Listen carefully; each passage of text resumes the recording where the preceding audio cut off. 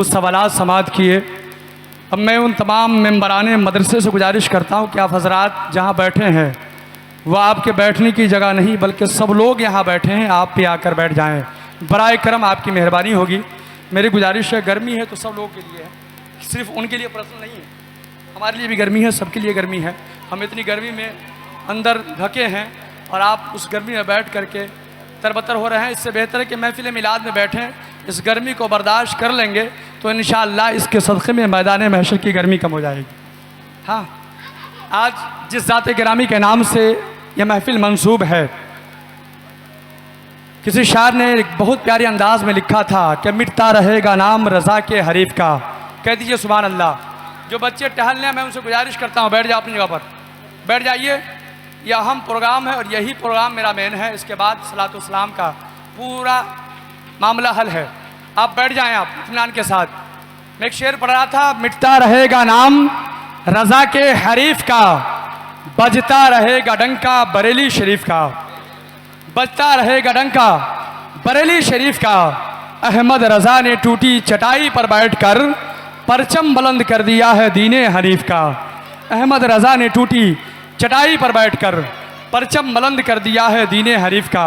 मेरे दोस्त और बुज़ुर्गों, आप जिन बच्चों को दोनों तरफ खड़े होते हुए देख रहे हैं, इंशाअल्लाह ये आपके सामने आज ये बताएंगे मैयत को हम कैसे गुस्ल दें, मैयत को कहाँ दफनाना चाहिए, और ये बताएंगे कुरान की कितनी सूरतें हैं, कितने हुरूफ हैं, कितनी आयतें हैं। ये तमाम पर सवालात व जवाबात किए जाएंगे। लिहाजा बड़े संजीदगी के साथ आप तशरीफ़ रखें और मैं गुजारिश करूंगा ग्रुप के दोनों मेंबरान से कि आप पहले सवाल मुतमईन होकर सुनेंगे और हर सवाल के जवाब देने का वक्त आपके साथ सिर्फ 30 सेकंड का होगा। अगर 30 सेकंड के अंदर में आप जवाब देते हैं तो वह जवाब माना जाएगा, और जवाब 30 सेकंड के बाद देते हैं तो जवाब नहीं माना जाएगा। ये ख्याल रहे आपको। और आप दो हजरात अपने हाथों में माइक ले लीजिए। इन दोनों में से आप अपने दोस्तों में से एक को सरदार तस्लीम कर लीजिए। जो हजरात सरदार होंगे उनको पहले देने का जवाब हक होगा, बाद वो उनके साथी देंगे। याद रखिएगा। पहला सवाल शुरू होता है जिस सेगमेंट का नाम हमने रखा है, इस पोस्टर में भी छपाया है, उस सेगमेंट का नाम है जवाब दीजिए सवाल का। यह पहला सवाल है जो इस तरफ छपा हुआ है। उस प्रोग्राम को आपके सामने मैं शुरू करता हूं, जवाब दीजिए सवाल का। इसमें 3 मौज़ूआत पर बहस की जाएगी। दूसरा मौजू जो इनका होगा वह कुरानी मालूमात, और तीसरा मौजू जो होगा सैयदी सरकार आला हज़रत के नाते पाक का मजमुआ। इंतखाब आला हज़रत में से चंद नाते पाक के अशार सुने जाएंगे। लिहाजा आप हजरात हर सही जवाब पर क्या बोलना है, याद है ना, क्या बोलना है, बोल दीजिए एक मरतबा सुभान अल्लाह। अब यहाँ से सवाल शुरू होता है टीम मदनी की तरफ से। पहला सवाल हम कर रहे हैं, ये बताएं, जवाब दीजिए सवाल का। ये पहला सेगमेंट शुरू करता हूँ और इसका पहला सवाल टीम मदनी के मदनी की तरफ जा रहा है। पहला सवाल ये है कि ये बताएं कि लौह महफूज किस चीज़ की बनी हुई है और कहाँ। ये सवाल है आपका।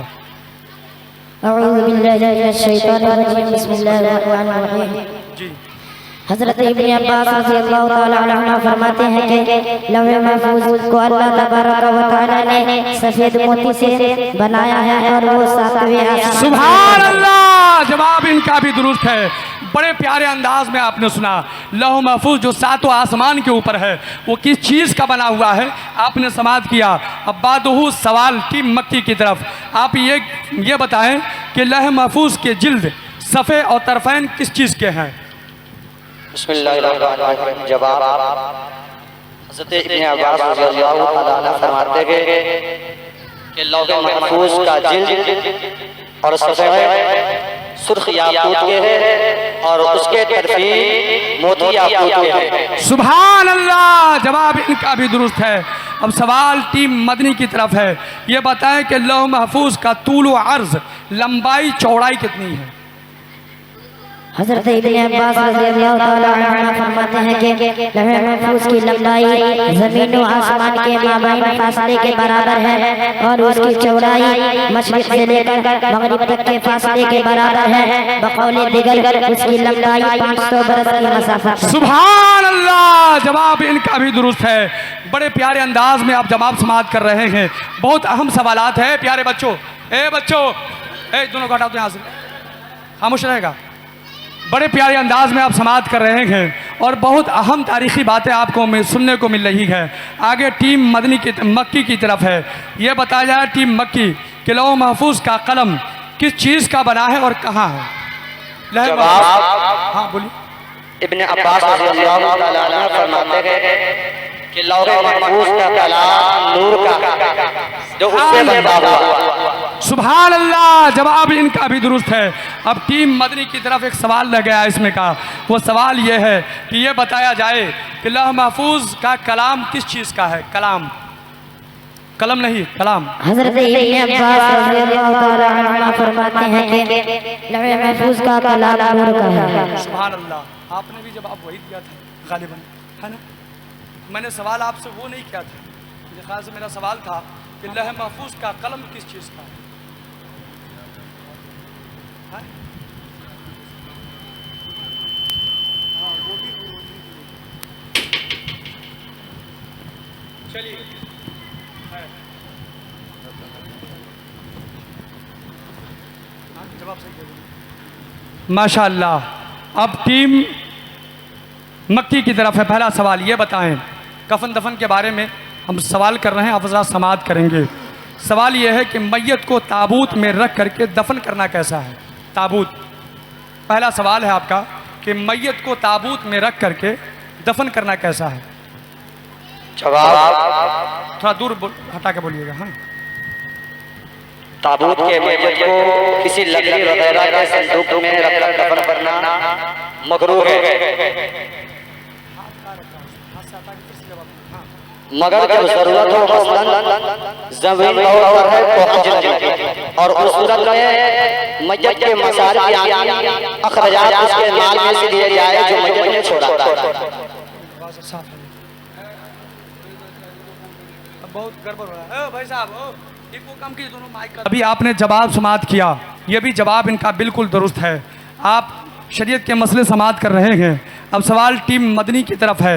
ये बताया जाए कि ताबूत में रख कर दफन करने का तरीक़ा क्या है? ताबूत में रख करके दफन करने का तरीक़ा क्या है?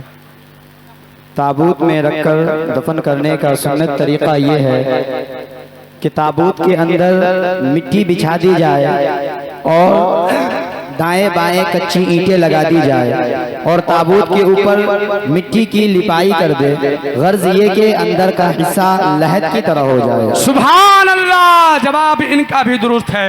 हज़रात समाअत कर रहे हैं, शरीयत के अहम मसाइल आप तक पहुंच रहे हैं। आगे सवाल टीम मक्की से है।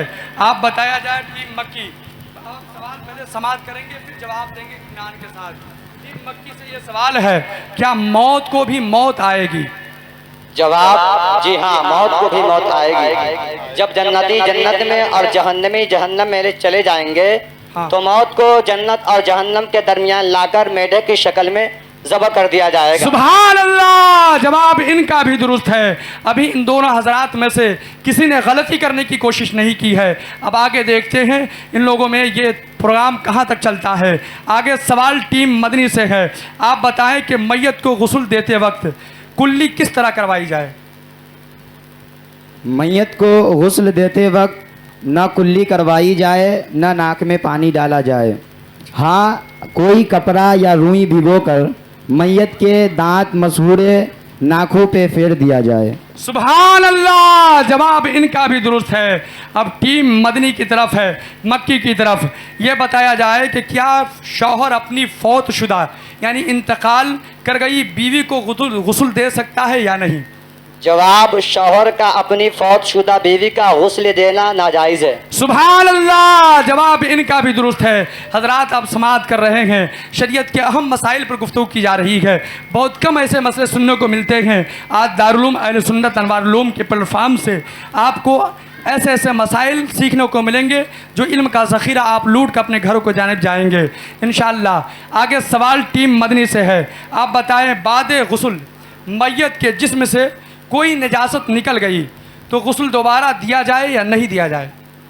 गुस्ल देने के बाद मैयत के जिस्म से मैयत के जिस्म से गुस्ल देने के बाद मैयत के जिस्म से निजासत निकले तो दोबारा गुस्ल नहीं दिया जाएगा, दोबारा गुस्ल देने के लिए मुतल्लकन किसी हाल में हाजत नहीं, अगर निजासत निकले तो उस जगह को धो दी जाए। सुभान अल्लाह, जवाब बिल्कुल दुरुस्त है। दोबारा गुस्ल की हाजत नहीं, निजासत जिस मकाम पर लगा हो उस मकाम को धुल देना का ज़रूरी है। आगे टीम मक्की की तरफ है। आप बताएं मैयत के छोड़े हुए माल में से तकसीम की क्या सूरत है? जवाब मैयत के छोड़े हुए माल में से तकसीम की ये है कि सबसे पहले कफन, फिर कर्ज, फिर वसीयत, फिर उसके बाद मीरास। सुभान अल्लाह, जवाब इनका भी दुरुस्त है। मैयत जो हमारे पीछे छोड़कर चले गए, हमको देकर चले गए, उनके माल में से तकसीम की सूरतें आपने समाअत की। पहले उसके कर्ज अदा किए जाएंगे, फिर उनके माल में से उनके कर्ज के बाद जो मामलात आपने सुना, कर्ज के बाद उनके वसीयत को कबूल किया जाएगा, फिर उनके मीरास के हवाले कर दिया जाएगा। मेरे दोस्त और बुज़ुर्गों, यह हम सवालात अहम शरीयत के मसाइल समाअत कर रहे हैं। आगे टीम मदनी की तरफ है। आप बताएं कि वाजिब किसे कहते हैं? वाजिब किसे कहते हैं? ऐसा काम जिसे करना ज़रूरी हो और उसका सबूत दलील जन्नी से हो, उसका मुकरने वाला बेदीन व गुमराह है। सुभान अल्लाह, इनका भी जवाब दुरुस्त है। बड़े अच्छे अंदाज में दोनों टीम अपने अपने सवालात के जवाब दे रहे हैं। आप हज़रात खामोशी से सुन रहे हैं, बल्कि हर सही जवाब पर वाजिब किसे कहते हैं फिर से जवाब दीजिए। ऐसा काम जो करना ज़रूरी हो, हाँ, ऐसा काम जो करना ज़रूरी हो, उसका सबूत दलील जन्नी से हो, उसका मुकरने वाला बेदीन व गुमराह है। जी, इनकार करने वाला, उसका गुमराह, उसका इनकार करने वाला, मुकरने वाला, इनकार करिए, मुकरने की जगह इनकार करिए। उसका इनकार करने वाला गुमराह व बेदीन है। ना ना ना, मुनकर वो इनकार पहले बोला था। अच्छा खैर, कोई बात नहीं। बहरे सूरत इनका जवाब दुरुस्त था, हमें सुनने को कुछ और मिली और जवाब इनका दुरुस्त माना जा रहा है। सुभान अल्लाह, एक बार आप लोग बोल दीजिए सुभान अल्लाह, माशाअल्लाह। अब हमें टीम मक्की की तरफ है। आप सवाल समाअत करें। सवाल यह है कि सुन्नत मुअक्कदा और सुन्नत गैर मुअक्कदा की तारीफ बताएं आप।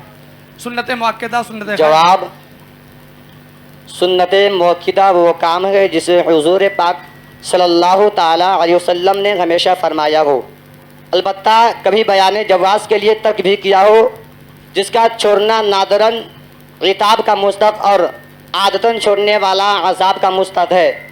जबकि सुन्नत गैर मुअक्कदा वो काम है जिसका छोड़ना शरीयत इस्लाम यानी शरीयत मुतहरा के नज़र में नापसंद है, जिसको हुजूर सल्लल्लाहु ताला अलैहि वसल्लम हमेशा की फरमाई हो या ना फरमाई हो, इसका छोड़ना शरीयत मुतहरा के नज़र में नापसंद है, लेकिन छोड़ने वाला इताब का मुस्तहक़ नहीं। सुभान अल्लाह, जवाब इनका भी दुरुस्त है। बड़े प्यारे अंदाज में अब समाअत कर रहे हैं। आगे सवाल मदनी से है। ये बताएं कि मुस्तहब के माने क्या है? मुस्तहब के माने क्या है? मुस्तहब ये कि नज़र शरा में पसंद हो और तर्क करने पर कुछ नापसंदी न हो, ख्वाह खुद हुजूर अक़दस सल्लल्लाहु ताला अलैहि वसल्लम उस काम को किया या उसकी तरगीब दी या उलमाए कराम ने उस चीज़ को पसंद की फरमाया, चाहे उसका जिक्र अहादीस में न हो, उसे मुस्तहब कहते हैं। सुभान अल्लाह, जवाब इनका भी दुरुस्त है। बड़े प्यारे अंदाज में अब समाअत कर रहे हैं। आगे टीम मक्की की तरफ है। ये बताया जाए इस्तिलाह शरा में मुबाह किसे कहते हैं? मुबाह किस चीज़ का नाम? जवाब ऐसा काम जिसको करने और छोड़ने दोनों की इजाज़त हो, उसमें न सवाब है न अज़ाब है। सुभान अल्लाह, जवाब इनका भी दुरुस्त है। अब सवाल टीम मक्की मदनी की तरफ है। बताएं कि क्या जायज़ और मुबाह काम मुस्तहब बन सकता है? जी हाँ, आका आला हज़रत इमाम अहमद रज़ा ख़ान फ़ाज़िल बरेलवी अलैहि रहमत व रिज़वान फरमाते हैं कि हर वो काम मुस्तहब बन सकता है जो नीयत हसन यानी अच्छी नीयत से हो। सुभान अल्लाह, जवाब इनका भी दुरुस्त है। बड़े प्यारे अंदाज में अब समाअत कर रहे हैं। दोनों टीमों में से किसी ने अभी तक गलती करने की कोशिश नहीं की और दोनों नंबर बराबर चल रहे हैं। अब टीम मक्की की तरफ है। ये बताया जाए कि हराम क़तई की वजाहत कीजिए आप। हराम क़तई किसे कहते हैं? जवाब वो अमल जिसकी ममानियत दलील क़तई से लज़ूमन साबित हो, ये फ़र्ज़ का मुकाबिल है। सुभान अल्लाह, जवाब इनका भी दुरुस्त है। माशाअल्लाह, बहुत प्यारे अंदाज में जवाब दे रहे हैं। आगे टीम मदनी से है। टीम मदनी ये बताए मकरूह तहरीमी, मकरूह तंज़ीही में क्या फ़र्क है? दोनों मकरूह में मकरूह तहरीमी ये वाजिब के मुकाबिल है, इसको करने से इबादत नाक़िस हो जाती है और करने वाला गुनाहगार हो जाता है, अगरचे इसका गुनाह हराम से कम है और चंद बार इसके इर्तकाब गुनाह कबीरा है। बेशक। मकरूह तंज़ीही वो काम है जिसे करना शरा को पसंद नहीं, लेकिन इस हद तक नहीं कि इस पर वईद अज़ाब हो। ये सुन्नत गैर मुआक्किदा के मुकाबिल है। सुभान अल्लाह, जवाब इनका भी दुरुस्त है। दोनों टीमों में से आपने अपने नज़रों के सामने देखा, अभी तक दोनों टीमों में से किसी ने गलती करने की कोशिश नहीं की। अब टीम मक्की की तरफ है। ये बताए कि नमाज जनाजा पढ़ाने वाले के लिए क्या शराइत है? पढ़ने जवाब, वाले की शर्त अलग है। नमाज जनाजा पढ़ाने की शर्त है, पढ़ने की भी शर्त यह है कि नमाजी का निजासत हुकूमिया व हकीकिया से पाक होना, नेस उसके बदन कपड़े और उस जगह का पाक होना और सत्र औरत होना और किबला की तरफ रुख होना और नियत होना। सुभान अल्लाह, जवाब इनका भी दुरुस्त है। अब दोनों हजरात बराबर चल रहे हैं। सवाल ये है टीम मदनी के लिए, ये बताए खुदकशी करने वाला यानी जानबूझकर आत्महत्या जिसे कहते हैं, करने वाले की नमाज जनाजा पढ़ी जाए या नहीं? अगरचे खुदकुशी बहुत बड़ा गुनाह है, लेकिन खुदकुशी करने वाले की नमाज जनाजा पढ़ी जाएगी। बेशक। सुभान अल्लाह, जवाब इनका भी दुरुस्त है। हजरात, हमारे ये सेगमेंट यानी जिसको जवाब दीजिए सवाल का, ये मुकम्मल हो चुके हैं। अब दूसरे हमारा शुरू हो रहा है।